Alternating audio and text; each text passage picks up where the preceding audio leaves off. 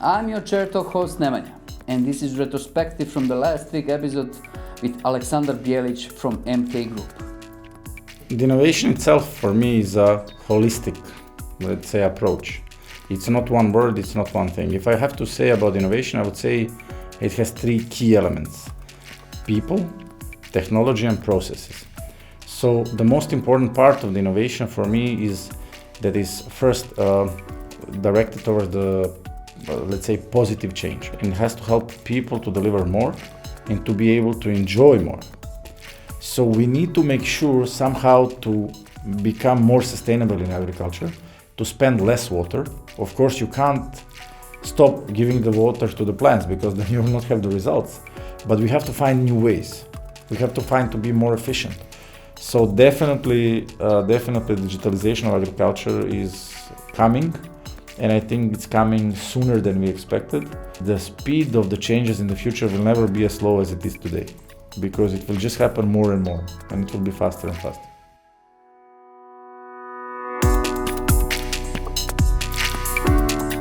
Dizzy Chair, place where we discuss innovations. And our today's Chair Talk is going to give us insight how to use marketing department as innovation department, how to use marketing department to generate innovation throughout the whole company. And we are going to use it on example of the company that has more than 14 sub-companies in the system, and it has an extremely diversified portfolio that is run in more than 25 years long history. Of course, I'm talking about the Telegroup. So I have a pleasure to discuss this with Alexander Grigorievich, Chief Marketing Officer of Telegroup. Alexander worked in IBM, then for the competition, and he decided to go back to his family business, in something that started as a family business, right? In the end. Alexander plays several music instruments in more than a few bands. He's trained in martial arts, very interesting. And from a few months now, he's a proud father. So, Alexander, welcome to Chair. Thanks a lot. It's really a pleasure to be here, and thanks for such a lovely introduction. You know, I couldn't have put it better myself. I had a lot of materials to prepare it. So. Thanks. So Telegroup, as I said, started as a family company, and now it's a pool of companies that is working under one umbrella. Yeah. Telegroup system. That's what we call it. Yeah. My question to you is how challenging is to lead marketing in a system like this, and how you juggle between strategic and operational functions, and by that you can be generator of innovation. Well, that's a great question. Thanks. Well, I'll have to go back a few steps first. And when the company started itself, it was a clear duo between the two founders, my stepdad and my mother. And basically, she was the person who was dealing with marketing and dealing with everything that's coming around the curve. And he was the straight operations guy, making sure that everything runs smoothly and that the deadlines are met, and that the projects are being done and performed well to the satisfaction of everybody. And so her shoes are the ones that I filled last year when I became CMO of Telegroup System.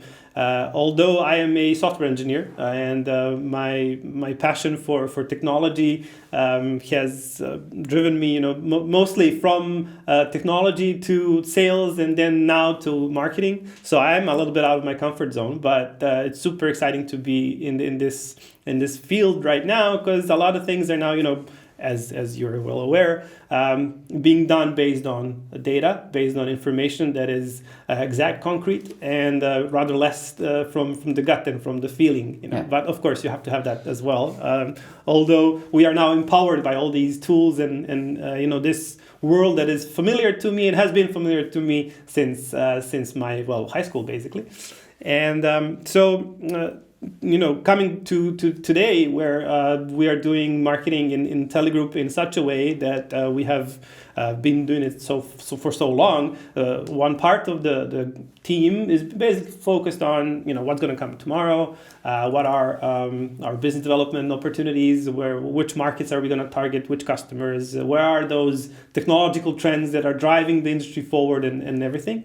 And the other half of the team, well, let's say this entire team does the same thing, but the half of their time they're doing this, and the other half of the time they're doing, standard marketing operations, PR. We're creating content. We're trying to, we're doing what we think we do best, and that is, delivering this unique and consistent customer experience for all our customers across the globe, no matter where they're, having the touch point with Telegroup as a system. Because obviously, as you said, we are a group of companies, a system of 14 different companies. We have a very different portfolio depending on the region which we cover. And in that sense, what we basically sell and what our value proposition to the customer is Telegroup as an image, and this image needs to be projected very well and on time and in place and relevant to the customer depending on who they are, where they are, at what point. So this is our very big issue that we in operations wise need to tackle every day and need to revisit, and this is a continuous game. So.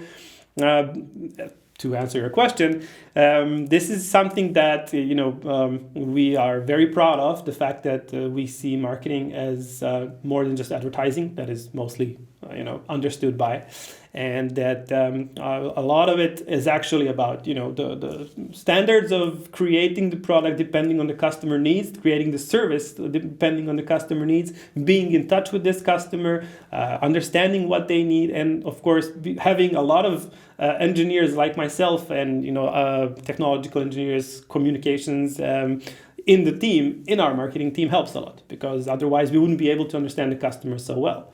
And so one part of our team discusses with the customer, and then we come in with the sales guys and the pre-sales guys and the tech team, and then they do their business and the funnel, they're part of the story, whereas we continue on trying to find new and exciting things to do, and new customers, and as I said, new geographical locations on the globe where we can work and where we can provide some value to the customer. So that's mostly it. I will go back to the customers later in terms of innovation, but I want to ask you regarding your department, how you approach innovation itself, how you decide what to do next or where to go next. Well, as you know, innovation, there's a lot of approaches to innovation. You can copy something that works somewhere else and try to make it work in your own environment or setting. This is sometimes possible, but sometimes it is not. And I think thinking that is the only way to go is a problem, because something that works in Poland or Czech Republic may not work in Serbia, although we are a similar market. Then you can incrementally, improve your own existing products and services through different innovations, which is a normal way of a life cycle of a product or service. So these things we, of course, do depending on the feedback that we get from our customers. The rate of success is defined by the rate of accepting feedback. So this is something that we try to, constantly have an ear on the ground on what's new, what the customers want and what their needs are. And also there's a whole part of navigating the unknown, the trying to find out what our customer wants, or let's say what their business requires, because sometimes what they want and what the business requires is not the same thing. So discovering or what they think they want. Exactly, yeah. Because a lot of times you are in a position where you come to the customer and they already have solved their problem themselves, or they think they have, and they're just asking you to do the work for them. And then when you start asking tricky questions and when you start bringing them back to the drawing table and trying to discover whether the problem that they have identified is the origin problem or is there something else behind it, sometimes they get offended with this, and they're like, yeah, you're not going to tell me how to do my job. But the smarter ones, they actually listen. And this is from our experience. We have some customers that we are very proud of that have gone through the entire journey with us. So they have brought their top management on the table with us. So we bring our consultants to it. So this is our innovation team. So these consultants, they are they're versed in technology, but they're also versed in business. And with the top management of the customer and a cross-functional team of their people from different departments, we go through a series of workshops and master classes where we try to identify the real problem. And once this problem is identified and the goals are set, then it's a matter of discussing what kind of resources we have at our disposal to be able to solve this problem, and then to go onward and onward. This also gives us is an opportunity to join partnerships. I strongly believe that partnerships are the way to go for tomorrow, because you with your company, you can bring us a certain type of clients that we have something to offer to, but without you we wouldn't be able to. And maybe you are B2C, we are B2B, so we can support you, but there's joint interest in reaching a new real estate if we do things together, not us as a service to you, rather in a cross-functional team, your guys, our guys, or whatever. So this is something that is a crucial step for us, if we are to go into that direction, is to gain the trust of the customer and to make them our partner. And this is the way our entire market evolves, because our suppliers are becoming our competition. Our yesterday's customers are becoming our partners today, when jointly we are getting out of our system integration field of industry and trying to become something else, like change into from a caterpillar to a butterfly, trying to completely change our way of doing things, or where we are, without forgetting who we were and what our core business is. And that is actually the reason why we have so many different companies in the system, because throughout the years, the last 25 years, we have managed to get into various different types of industries, businesses, mostly based on communication, mostly based on getting people to connect, to connect safely, to improve, automate. And so with this underlying thread of telecommunications, we have managed to get into cybersecurity. We've managed to get into agriculture, smart agriculture. We've managed to get into finance. So these are different types of industries, and you cannot have those teams under the same roof all the time. You just create a lot of different way of thinking, different perspective, different type of personality, right? Absolutely. So that is the reason why we have, we are very proud of our core team that, does the telecommunications, the access networks, the heavy stuff, the hard work that has to be done for us to be able to even, have 5G tomorrow. But then we also have these teams that provide services over this network that we have introduced to our customers. I like to make this joke sometimes, but it's true. For a lot of people in the region here, in Balkans region, we have introduced telephones for the first time in their houses, in their businesses. We have introduced internet for the first time, some of them even electricity. And once we've already provided you all this infrastructure, now we're providing you the services, because who knows you best, Yeah. And so we help a lot our customers, our business customers, the operators, the large incumbent utility companies, etc. We help them to be able to run faster, basically, and adapt faster. And they by themselves would be a lot prone to disruption without companies such as us. And we help them be more agile, be faster, respond to customers' requests faster, and thus we also get to go into different ventures and successfully get new businesses from the ground. So.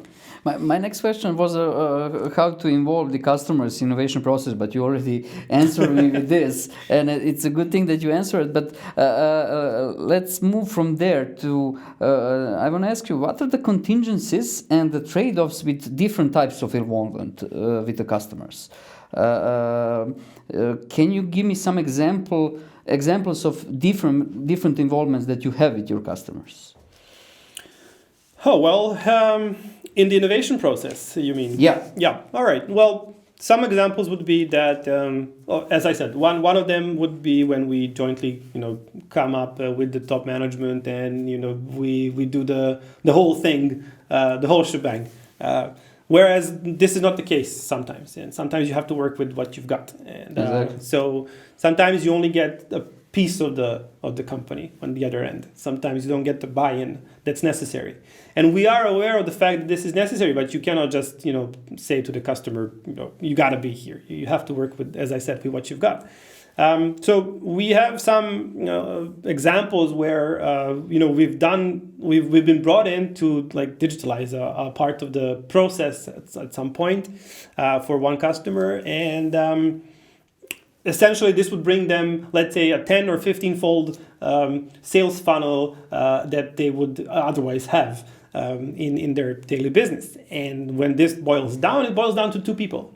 And these two people have been, let's say, when they're very good, they can do 50 requests per week. And this digitalized process would bring them 500 requests per week, you know.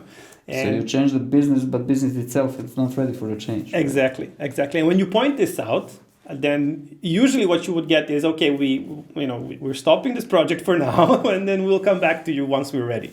And so this is something that is one example of the trade-off when you don't get everybody at the table in the first place. On the other hand, it's normal for us to make mistakes, you know, and we sometimes push for change somewhere where the local, let's say, politics of the organization, the culture, etc., is just not ready for change.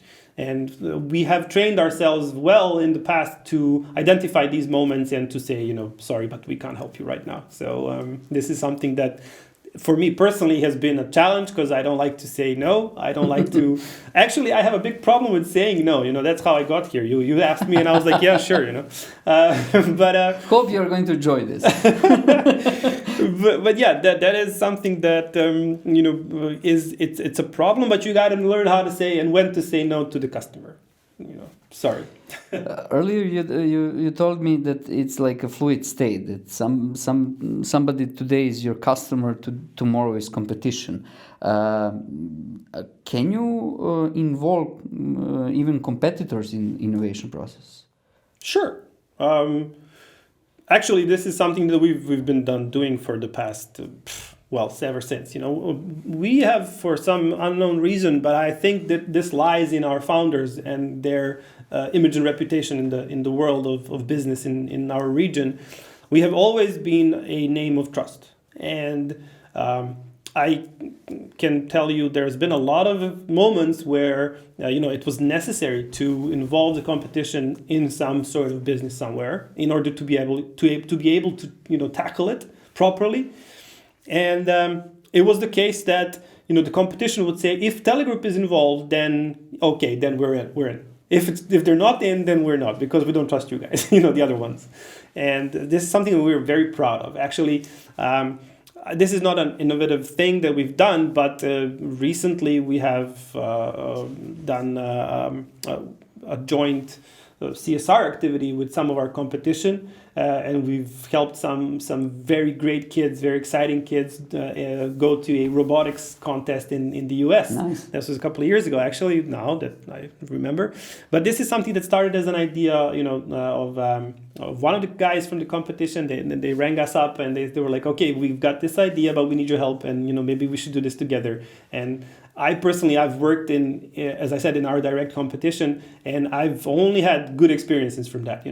I've kept very good connections there, and we understand each other. We understand the process. We understand that the market is fixed basically for us in the system integration sector.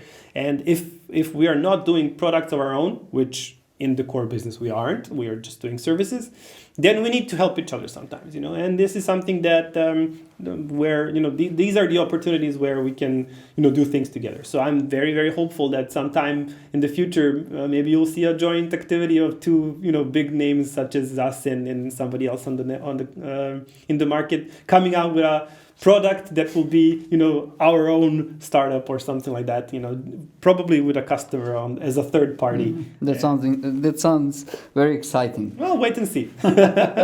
Okay, I want to just touch base with your team. Yeah. And how you guys organized to be able to innovate, to generate innovations. All right. Well, it all goes from the top. We have our goals. We follow OKRs. That's our way of doing things, and making sure that we remain inspired. Also, this is a way of putting a measure to something that is not very directly measurable in the sales department as they have. So it was very important for me to introduce this system when I became the CMO, because I really wanted to have my team feel the satisfaction of doing the work and actually seeing the results of their work, and seeing other people appreciating this, other people within the company and within the system. Because it wasn't just about us being effective, it was about everybody else knowing that we are effective, And you can't do that on an opinion based, because everybody has an opinion. And you need to measure it. You need to measure it, yes. And you need to be very transparent with this. And so what we do is we do our goals and key results at the beginning of the year, at the end of the previous year. Then we publish them to all our inner clients, which would be the directors, the sales directors, the delivery teams. So we publish this, we call them to help us, identify things that we have maybe missed or things that are completely unnecessary, that they deem unnecessary to justify it. And when they come back with this feedback, then we readjust our goals and key results and initiatives. And this is something that we do on every 3 months. So this is something that the more we do it, the better we get at it, and keeps the flow going, keeps the information going between. Because one of our biggest roles in the system as a marketing team is actually to have everybody else know what everybody else is doing. So that's kind of quite a challenge, but sometimes you need to talk with this guy and you need to talk with this guy, and then you tell this guy to talk with that guy, and etc. And this is something that only we can do, because we are an organization, a part of the company that is actually doing business with everybody else in the system. Everybody else is just working with their own geographical or industry sector or limitation, so to speak. But we try to perform what the intelligent people do, and this is gain insights from one context and then use it in another. And this is something that we are very proud of, and this is something that keeps us going every year.